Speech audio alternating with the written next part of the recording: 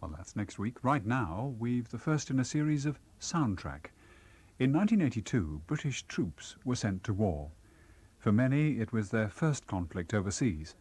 This week's programme reflects on the event and the aftermath. It was really strange.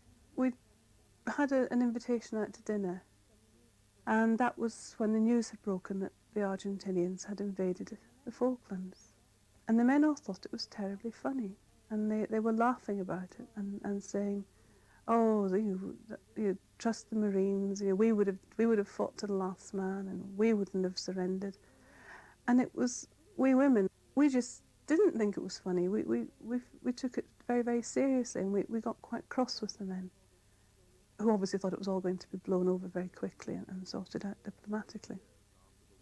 8 years after the war in the Falklands, some of the relatives of those killed in action travelled to the South Atlantic.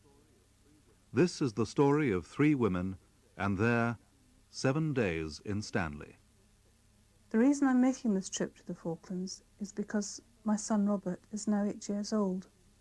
He was only 6 months when Chris was killed, and when I was given the opportunity to visit the islands the year after the Falklands conflict, he was far too young to take on such a long journey. Cathy Dent. Her husband, Captain Chris Dent of the Parachute Regiment, died at Goose Green and is buried at San Carlos. Cathy is travelling with Robert, their son. He's basically not saying very much, but what he does say, I think, indicates that he understands exactly the reasons behind why we're going and the reasons why we're going.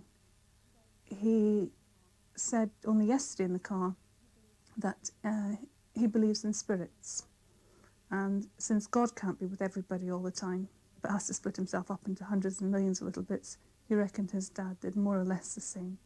So there was a bit of Daddy with him when he was in school, and there was a bit with me when I went to work. And I think from an 8-year-old that shows a level of understanding that's means that he's suitable to make this trip now at his age and his stage. I can't explain it, but I know I want to go. Joyce Osborne. Her son, David, was a cook on HMS Sheffield. I still really haven't come to terms with it. You know, you hide a lot of feelings because of your family and different things, but I can't explain the reason. Perhaps later on I can, but I need it. I need to go. I want to go to see what my son gave his life for. A barren island, I suppose. We haven't even got his body. And all I can do is go and see where he was killed. Olive Francis. Her son, Lieutenant Ken Francis, was a helicopter pilot with the Royal Marines. He was shot down over Port San Carlos. What I find, I don't know. I mean, the hillside won't have the burn on it anymore, will it? But I've got to see what my son gave his life for. I may regret it. That I don't know. I may be pleased I went, but I do feel very apprehensive because I'm wondering how I will feel when I come back. Will I be saying, I'm sorry I went? Will I be saying, I'm glad I went? Are you taking Teddy Bear with you? No, I'm taking Antarctic fox and these 4, Right. please. See if you can fit them into your rucksack, because anything you take you must carry, Peggy, okay? Okay. Right. It's been planned for such a long time, it seems slightly unbelievable sitting here, saying quite calmly, oh yes, by tonight I'll be packed, and tomorrow I'm going. There's an awful lot of dread in my anticipation, quite honestly, but I'm also quite happy with the knowledge that it won't be as bad as I think it's going to be, that I'm building it up into something beyond the reality. And I think that once I'm on that plane and no longer in command of my movements, I think I'll relax and let somebody else worry about getting me from A to B.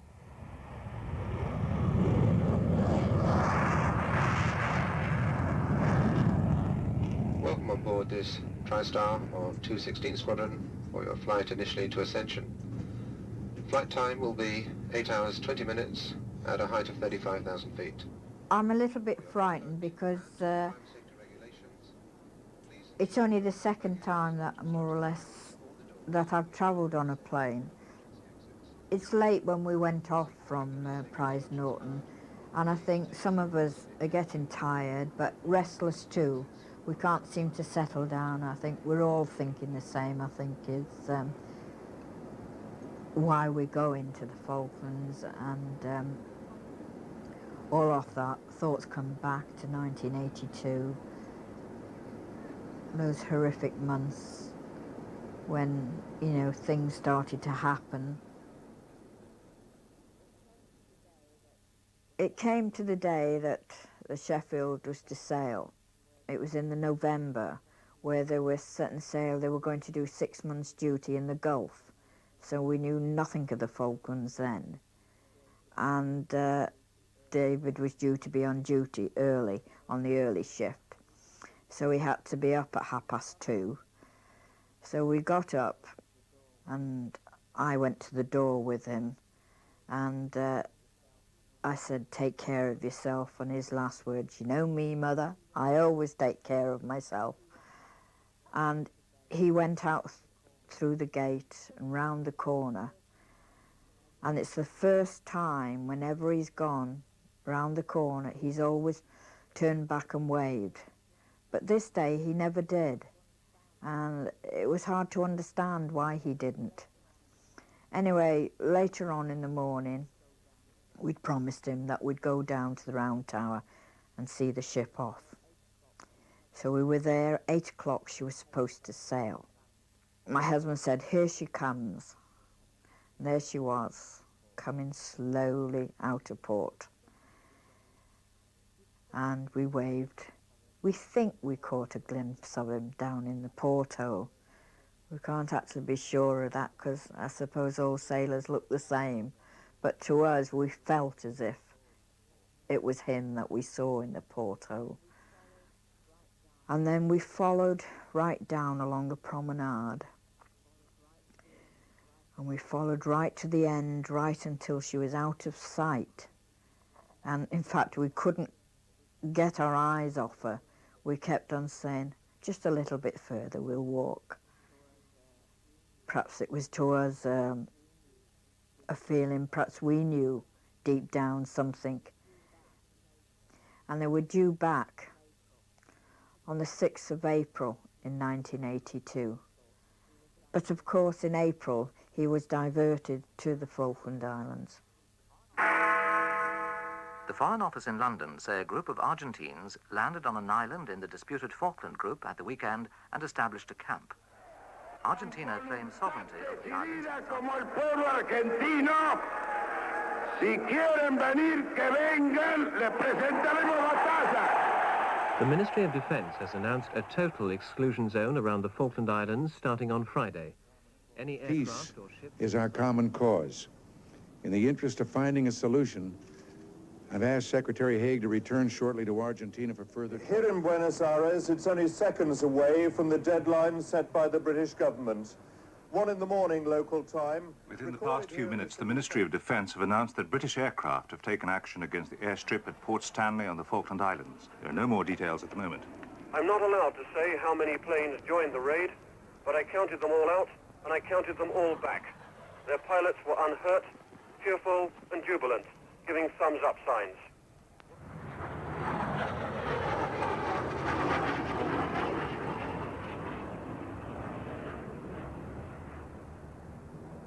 Within the next couple of days, we had flowers. I had a big bouquet of roses, and his girlfriend did as well. Anyway, it just said on the card, it said, "Don't worry, Mum, we'll probably just be away for 6 weeks. We're off to the Falkland Islands," and that's all it said. Hello again, ladies and gentlemen. It's Captain speaking. Well, we're now about 160 miles away from the Falklands. We'll be starting our descent in approximately 5 minutes' time and should be landing around about 20 to the next hour.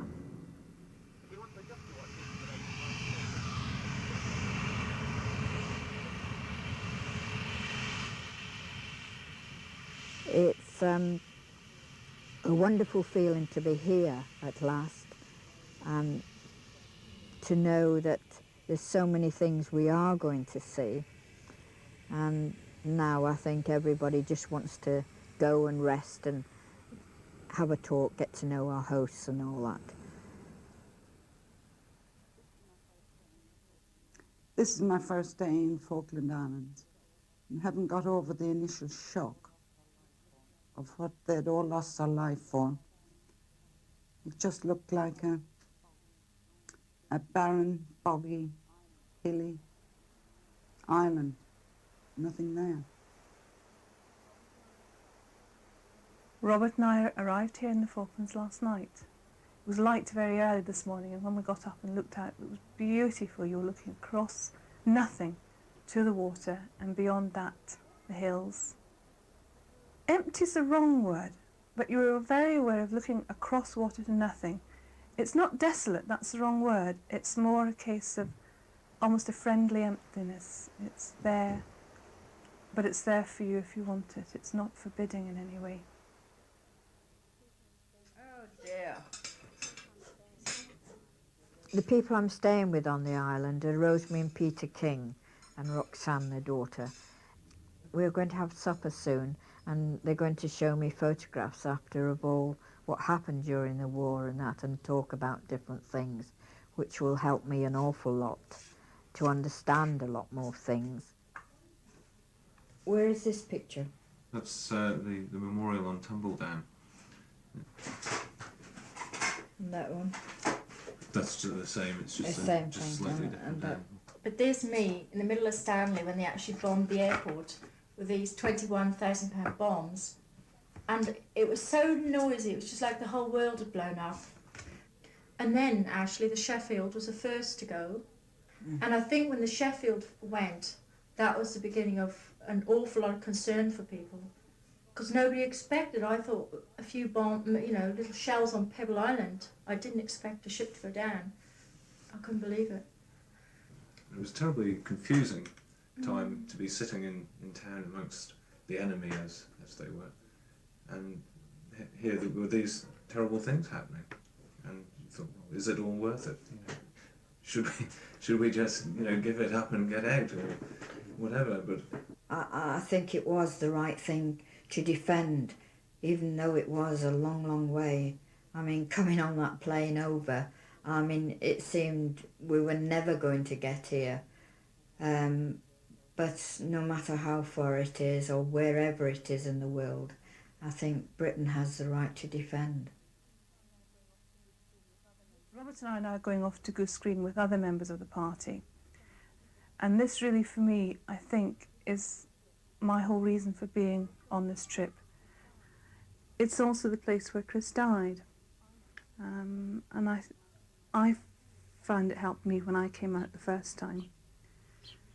I don't know how Robert's going to find it. He's being very quiet about a lot of the aspects of the trip. I'd like to show him and try and paint for him what it must have been like, without frightening him or without trying to glorify anything that happened, but just try and show him the level of professionalism required by his father. When Goose Green came into view, I think one of the things most noticeable was the fact that it's a very cosy looking community. It's sort of almost surrounded by water. The houses are scattered in a sort of semi-formal way. There are no actual roads or front gardens with pathways really. It's more a case of things have been built where things were needed. We stood looking over the narrow isthmus of land on which Darwin and Goose Green sit. Over to the left is the settlement of Goose Green. In the centre is Darwin. We've just met and been introduced to a young officer from the Green Howards who's going to come with us now and walk and talk us through a battlefield tour. And that was where the main battle and the moment of crisis in the battle actually occurred. It seems strange to be walking across what was a battlefield, because presumably it was dark and there was lots of smoke and it was noisy and it was full of noise and full of battle and full of fear. And we're standing here on a very pleasant, sort of gentle sloping hillside with, you know, the gorse that we know is here, and I know where Chris fell and where H fell, and I don't know. What do you think, Robert? What does it make you feel about Daddy having been here? Strange. In fact, it's around here that Daddy was killed, and obviously today it's a lovely sunny morning and it's very easy to see all around us, but during the battle it was dark and there was a lot of smoke, a lot of noise.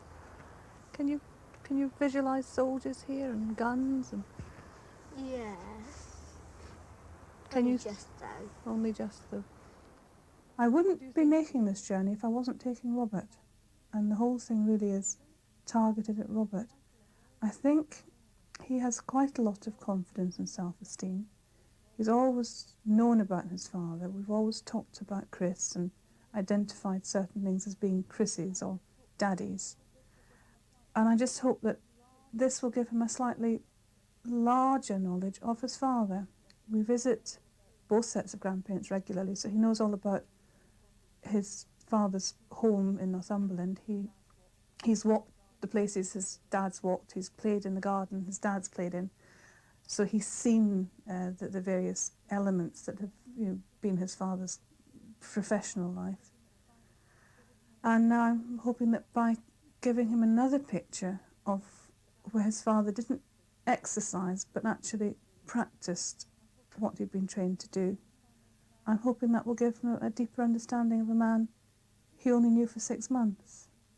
I think that's what I'm looking for him, and to give him that a little bit more of himself by giving him a little bit more of his father. How do you feel seeing Daddy's grave? Sad. Do you find it difficult to believe that your Daddy's buried here? Quite. I think I've passed on to him my feeling that a grave as such isn't really that important a thing, that it's representative of Chris's death, if you like, whereas I think it's more important that Robert knows things about Chris's life. On the other hand, to visit a grave finalises something. It sort of puts the final stamp on saying that somebody has died. It upset me, but it did help me to accept that there hadn't been a mistake. And Chris hadn't just forgotten to come home and that sort of thing. There was something official with his name on it and his age and his rank and his personal number and something written on it that made it the grave of my husband and not just anybody's grave. I love the view. Why do you love the view? Because I can see over, you can see all the shells on the seaside. You like the fact that it's beside the water, do you? Yes. Right. If you look over there, you can see... The cemetery at San Carlos is very simple in its structure. It's enclosed by a circle of stone wall, very tranquil, very peaceful. Robert, in fact, is gathering some flowers and grasses because he wants to make his own posy to put on Chris's grave. The first was sort of little cat bits, and I tied them in with the grass, and I put them on top of my daddy's grave with my mummy's other flowers. And I feel especially happy because I felt that I'd done something really good for my daddy. It's Friday morning now, and we're going now the other side of Stanley to where the airport is. The reason I'm going to Sea Lion Island is the most important thing to me, because that's where my son's memorial is. We've seen it on a photograph and everything, and we've heard, you know, different things about Sea Lion Island. But to actually go now and see the memorial and see where it is and that, and also to see the rest of the island, it's a bit frightening, but we're coming up now to time to go on the plane, And my stomach is turning. You know what to expect.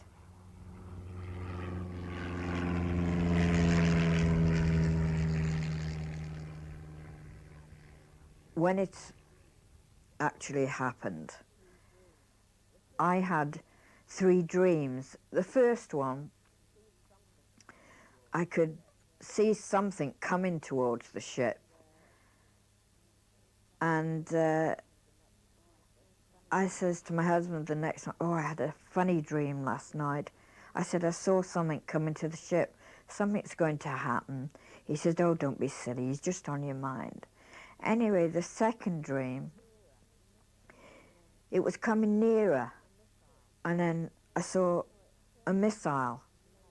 I saw it hit, and I saw, you know, explosion and fire. And I woke up with a start, and my husband said, what on earth's the matter? I said, I told you, I've had the dream again. I said, something's happening. And he said, no. He said, we're just worried about him. You're just thinking and all that, you know. Anyway, the third dream, it was so vivid, absolutely vivid, and I knew then, I don't know what it was or what, but I knew then something was going to happen. Anyway, a few days after the last dream, I went to bingo because my husband thought it would relax me a bit. And halfway through bingo, I had a terrible knot in my stomach. And, I just felt shivery and all that, because my friend said, are you all right, I said, yes. Anyway, next minute, the manageress was standing next to me, and she says, can you come, Mrs. Osborne? She said, your husband's in a terrible state. Something happened, she said, something's happened. And I went, running out there sort of thing. And all I could get out of him was, come, the Sheffield. I thought, what? And he grabbed me around my neck. He said, come home, the Sheffield. And we ran all the way home, and he had the news on and all that. And then he started calming down a little bit. He said, the Sheffield's been hit. In the course of its duties within the total exclusion zone around the Falkland Islands, HMS Sheffield, a Type 42 destroyer, was attacked and hit late this afternoon by an Argentine missile. The ship caught fire, which spread out of control. When there was no longer any hope of saving the ship's company abandoned ship. Sometimes people ask me, how did he die? Was he blown to bits, or did he die quickly, or what? That's a thing I will never know, but sometimes I'd like to know, to help me to understand a lot of things. But these premonitions I had before, I still have a lot of nightmares of them, because sometimes I just wake up, and screaming. And then I seem to sometimes go through the whole of the Sheffield being hit, right through to them, rescuing and everything. It's so vivid, it's so vivid. And I can't understand, really, why I have them so much.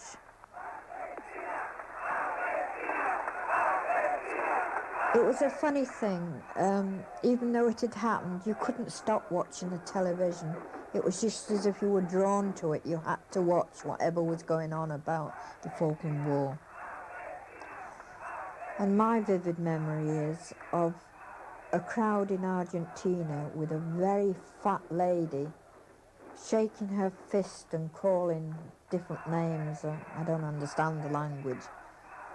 And she stood out right in front of them, And she was coming up to the camera, if I remember rightly, and shaking her fists and this and that, you know, and it just stuck in my memory. I think that will always will be. I thought then that, oh my God, how can a woman go on behaving like that? When some of us had lost our sons, even at that time, some of their sons must have been lost. How anybody could go on like that.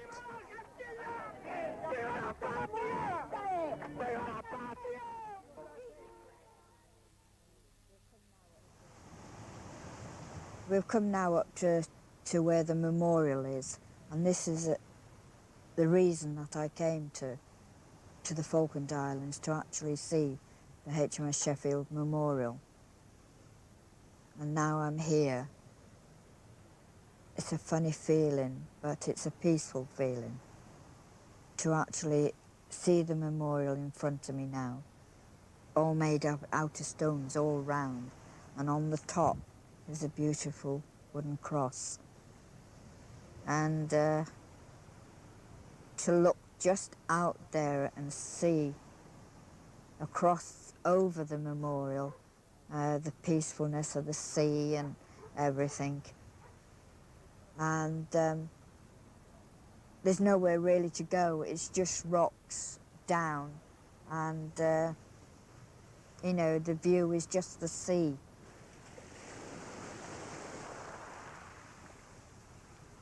It's a silly thing. I know a lot of people may think it's silly, but whenever I go to either Portsmouth Memorial, and the same with it, I always kiss a rose and put it on his name and throw it in the sea. And that's what my husband and I always do. It may be a funny way to a lot of people, but it's our way in saying, you know, that we're so lost without him.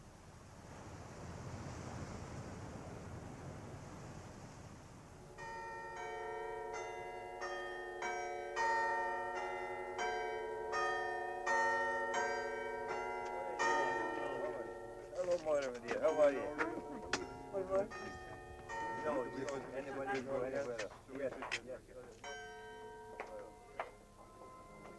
It's Sunday morning now, and we've all arrived to go to the church service.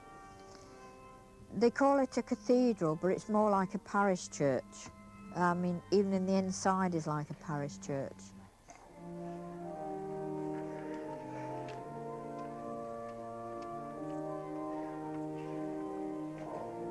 I knew it was the day that there was going to be all the emotion and all the sorrow and everything brought back to us. But when the service came and you woke up with flowers and wreaths, one name stands out, and that's your son. At the moment, I can't forgive Argentina. But there again, at the back of my mind, I feel it's wrong sometimes, because all said and done, they were sons too. I know perhaps the hurt is too much at the moment, I don't know.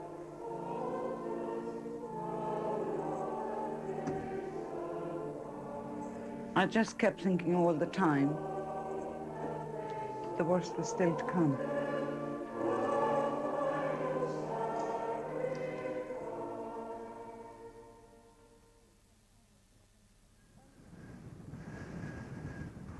Oliver's going to Port San Carlos by helicopter to visit the spot where her son was shot down and where he died.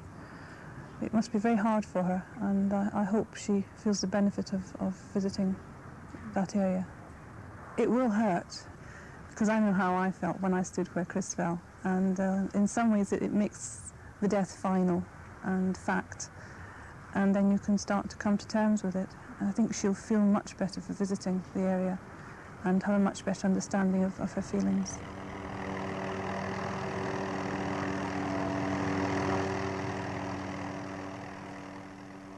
Yes, we flew out on a helicopter.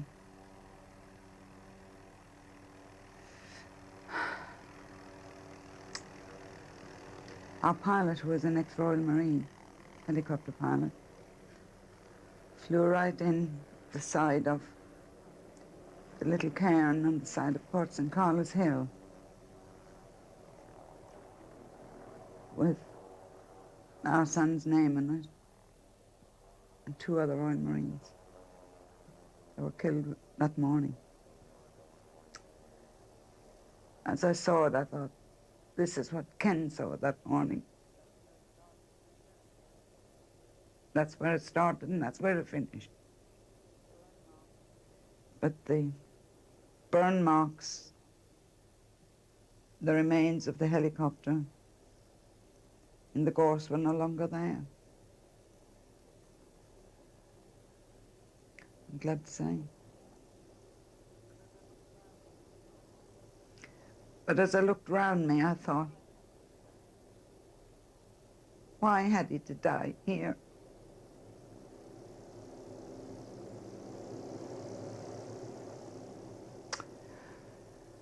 What am I thinking about? Looking out where he took off from that ship. What he was thinking. Do you get a warning? Is there something there that says, I'm going to die in the next 5 minutes? Or do you not?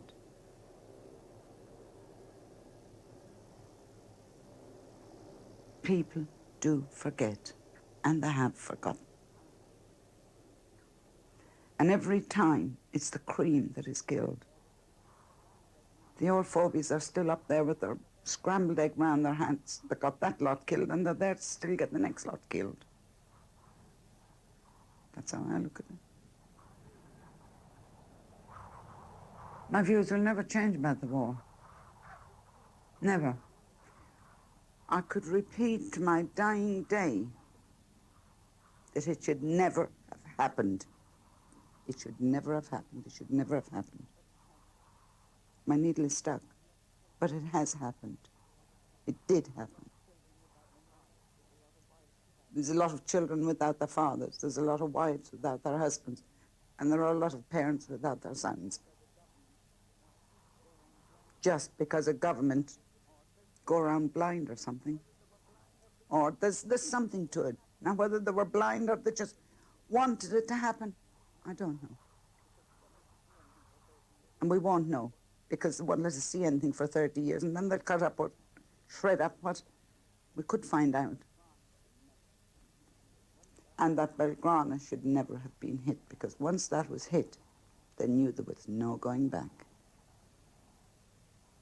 And there wasn't. Wouldn't you feel bitter? As I do.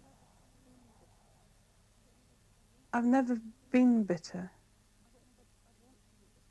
I don't think I'd want to be bitter. It's one of the things I remember being very upset and horrified when I met somebody who was bitter over something that happened in Northern Ireland, and it was tearing her apart, and it was the bitterness that was doing it. And so I decided that I would take a deep breath and be cross, be angry, but not be bitter, because then I think that hurts you from within. It is now Monday morning. I'm glad it is today, and I'm glad I've got yesterday behind me. I am also more than pleased I had the courage to do it. I thought I didn't want to go there, but something drove me there. And I'll tell you, I never ever thought I'd have the courage to go there.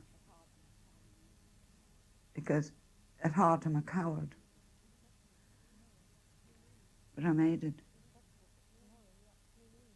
It just doesn't seem possible, but tomorrow we actually leave. The week has flown by. We've packed a lot in.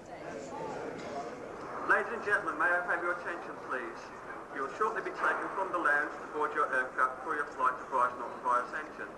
Please have your boarding. We're now at the airport on our way home. I'm not looking forward to the long journey. In fact, I'm dreading the long journey. Must be extinguished, and there will be no smoking throughout your flight. Use of electronic equipment. Portsmouth, a naval town, put a special warmth into its reception, with boats, planes and people willing to offer their all to help the boys home. I have no regrets. I have no regrets. It's a chapter of pride for our country.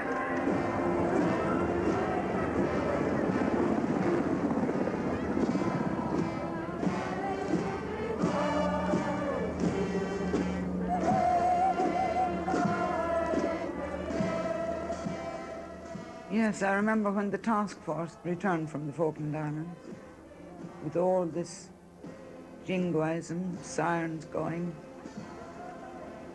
What was jingoism to them was sadness to somebody else.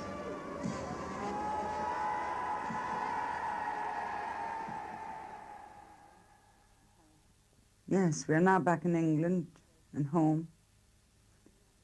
And I feel a different person. I can look at a photograph without crying.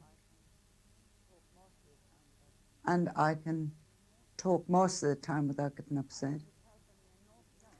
And I think it's helping me an awful lot to be able to change people's minds about the Falkland Island people. Because as far as I was concerned, they could have wiped the Falkland Islands off the map. It was a sick word to me, Falkland Islands. It made something inside me boil. And as I say, that genuinely has gone for me. It really has. But now, having seen it, or seen the islands and the people, I do feel different, and all to the good.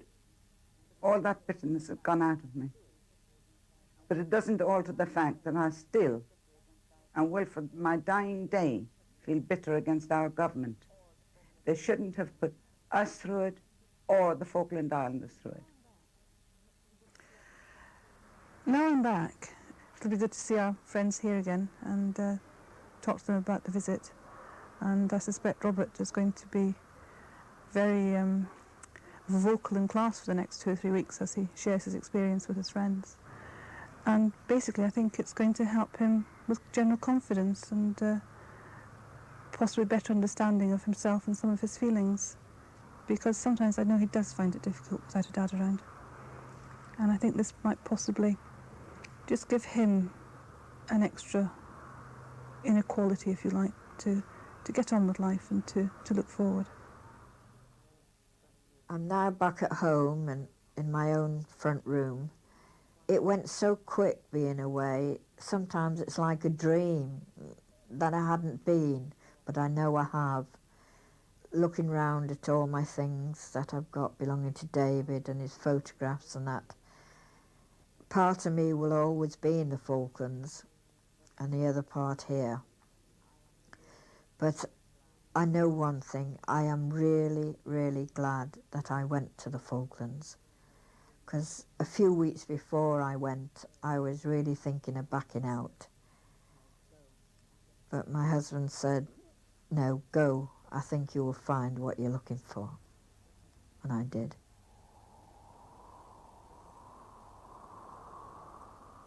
"7 Days in Stanley" was produced by Guy Smith.